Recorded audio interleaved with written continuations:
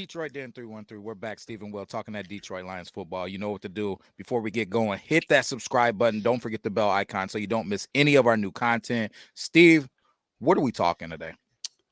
We're going to take just a little pause from the draft. You know, we're not going anywhere with the draft. It's still hot and heavy on our minds, heavy in our hearts. But, you know, we're not the only team making draft picks. So we gotta ask the question. This might be an episode we touch on after the draft as well. So right now, as it sits today, we're going to be talking about who's the biggest threat to the Detroit Lions. Who's going to dethrone the Kings? All right, You know, the Lions are the king of the jungle, obviously. You know, no pun intended. But we're the top dogs. Who do you think is the biggest threat to knock us off? Steve, at this phase of my life, I'm no longer scared of the boogeyman. Now, when I was younger, I was checking under my bed. I needed Grammy to come in. My grandmommy come in and check under the bed, check those closets, and make sure the boogeyman wasn't there. I'm not scared of any of these guys. We're the threat. We're the threat. So if you're asking me, I think what you're really trying to ask me is who's the most serviceable opponents for us? You know what I mean? Who's the number one contender? Who's the number one contender to be in football games with us? So to answer that question, I still have no clue who the Minnesota Vikings quarterback is even going to be. Is it going to be you? Is it going to be me? Is it going to be a homeless man off the street? Who's their quarterback going to be? Right? So no, it's not them immediately. Caleb Williams is obviously going to be the Chicago Bears quarterback. I'd be more worried about Justin Fields currently. I'm not saying that Caleb's not going to come in and be tough, but as a rookie, I'm not too worried about a rookie. Now, maybe year 2, year 3, he'll be a threat. So by default, I'm gonna have to go with those Green Bay Packers. And they left a bitter taste in my mouth after Thanksgiving. So Dude Love and the Green Bay Packers right now, as it stands going into that 2024 season, those are the guys that I'm looking at as the biggest competition, not threat, because they're not threatening these Detroit Lions. For everything that they did, they went and got a running back. We went and got a brick wall, right. What are we talking about? So I'm not. Their receivers, Christian Watson, in the troop, because they got a bunch of above average guys. They're not phenomenal guys. They got a lot of guys that are above average role players. They do their thing, So that the receiving core doesn't scare me. They got a solid defense. I will give them that, but we're talking about a top 5 offense, maybe going into this draft and drafting another wide receiver to even bolster this thing enough, or doing what I hope they do and bolstering this offensive line. So even if there is a leaky pipe somewhere, if there's a little crack or chisel in the armor somewhere, it's just another beast coming in to keep that thing rolling. So really none of these teams would, by default, the Green Bay Fudge Packers are the ones. Yeah, those are the guys that I would be looking out for the most. How about you? You're scared of the boogeyman? Not anymore. I was. What age did you stop being scared of the boogeyman? About 40. So very recently. I'll tell you right now. Off topic, but we'll get into it. I'm still absolutely. I'll confess. I am still to this day absolutely terrified of Edward Scissorhands. Yeah, terrified. Never seen the movie. My sister used to torment me and tell me that he was in my closet as a kid. Never seen the movie. Can't get past like the opening scene. It gets shut off. Terrified of him. Little kid came up to my house on trick or treat dressed as him for Halloween. Threw candy at him. True story. Don't come near me. Here, take your candy. Pick it up in the street and keep walking.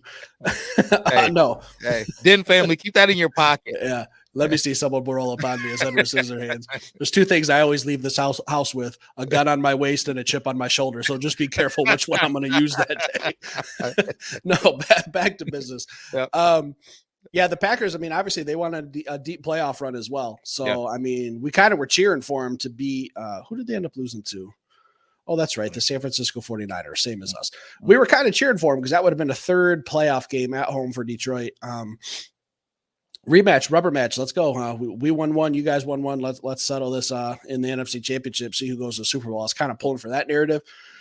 Here's the thing. I'm not on here to bash teams. I'm here to be realistic. Jordan Love didn't start out the season incredible. He got really hot toward the back half. He got really, really good. I'm not going to say elite, but he got really, really good. Played well. Yeah. is that sustainable for 2 years? Is it going to be one of those things where, hey, now we've kind of seen what he does good. It's on tape. We can adapt to it. He came in, wrecked my Thanksgiving. You did the same. Turkey Day was absolutely ruined after that. I took some family to that game. My uncle was there. We were all very disappointed. Yeah. Got our butts beat, just plain and simple. Rashawn Gary owned the offensive line. That's a concern.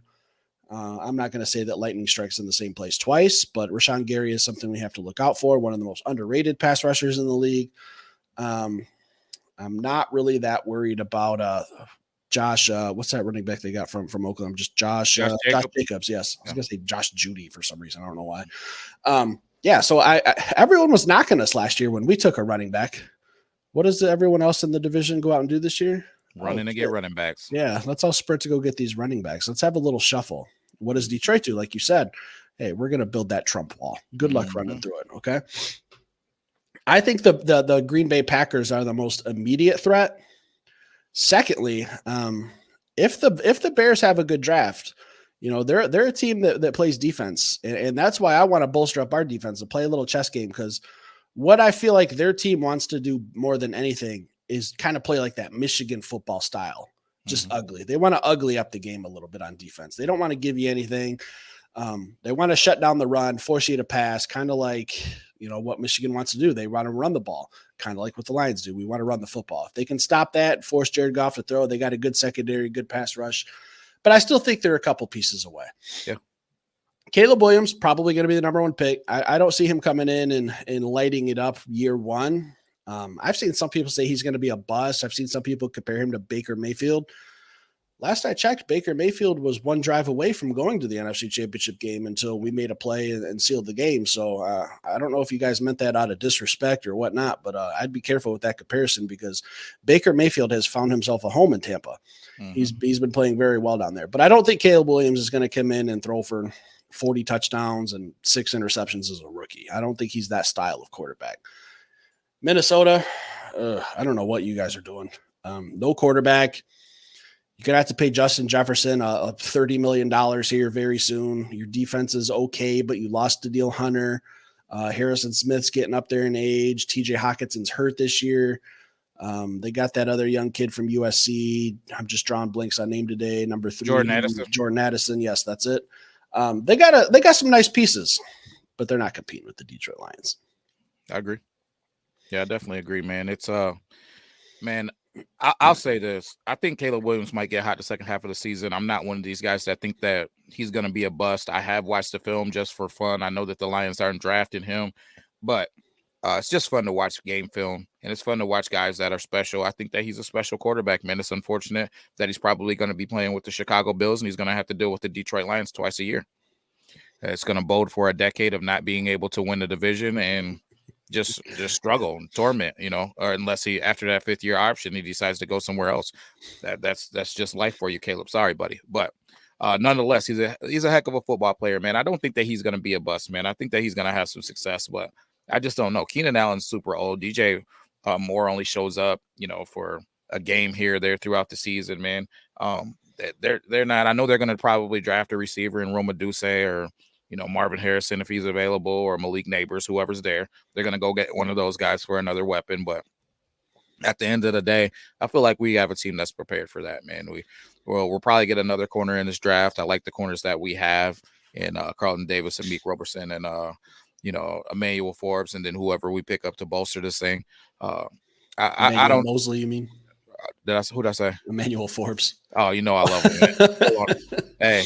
Hey, a year later, still on him. But yeah, Emmanuel Mosley, apologies. But we'll grab another guy in the draft, man, to bolster that thing some more. So I don't know, man. It's only one football. You can only pass to so many guys. It's not going to be easy dealing with those NFL defenses for the first time. Rookie quarterbacks aren't something that I'm going to be sitting here keeping myself up at night worrying about. Year 2, maybe we get on this podcast and we talk about, man, we got to start dealing with Caleb Williams, but that's not something I'm looking at right now. Dude Love, I think you hit it on the nose. He's been looking good. Second half of that season, it started clicking.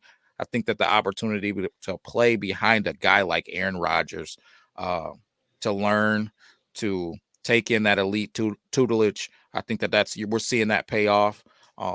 It goes to show how great that can be for a quarterback.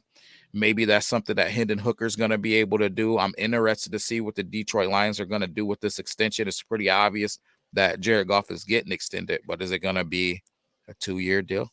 Is it going to be a 3-year deal? Or is it going to be 4? If I'm Jared Goff, I'm signing for 4. I understand that this is probably my last big time contract. I'm demanding that 4. I think that that's what we could be seeing. Why it hasn't been signed yet, because maybe Jared is pushing for 4 or 5 years, and the Detroit Lions are like, "Hey man, we got this young guy back and behind you, man." Well, he's not that young. Yeah. Hey, listen, stop picking on my senior citizen rookie. He ain't that young. He's going to be 27 going into the season. It's not exactly old. So, I don't know. I think there's a chess match going on in the city of Detroit right now with these extensions with Amon-Ra and with JG. I hope that it gets done in a way that benefits both. But if I'm choosing, I got to go with my team over the player. But I hope that it gets done in a way that works out for everybody.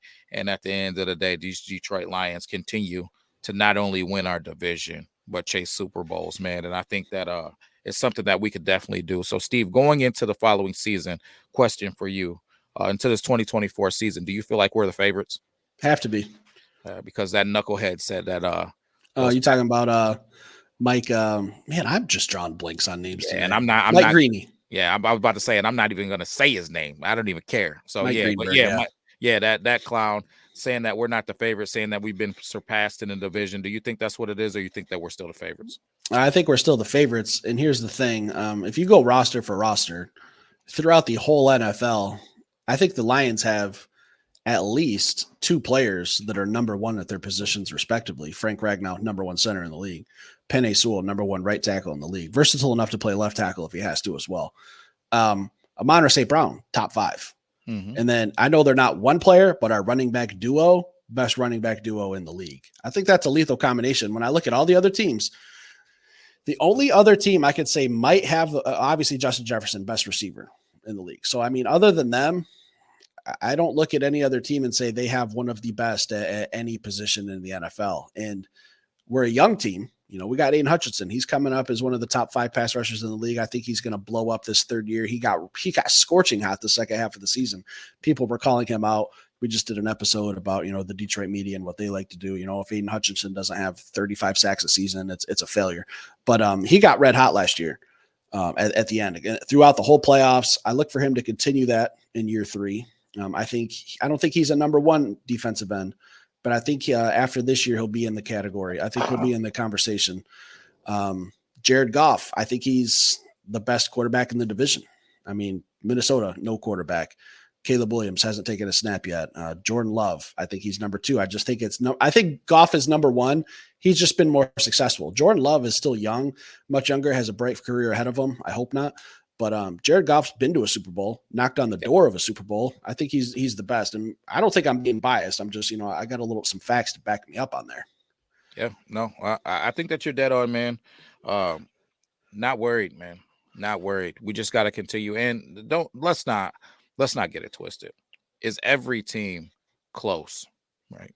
I think it's the NFL, right? So you're a draft away and a couple free agency move away from competing, right? And any given Sunday, any football team can win. We've seen, terrible teams beat good teams in the regular season. So a lot of this thing comes down to chance, comes down to who's tougher, who's more disciplined, who makes the right plays in the right moments, and adjustments. We've seen that with our 3rd quarter woes last year.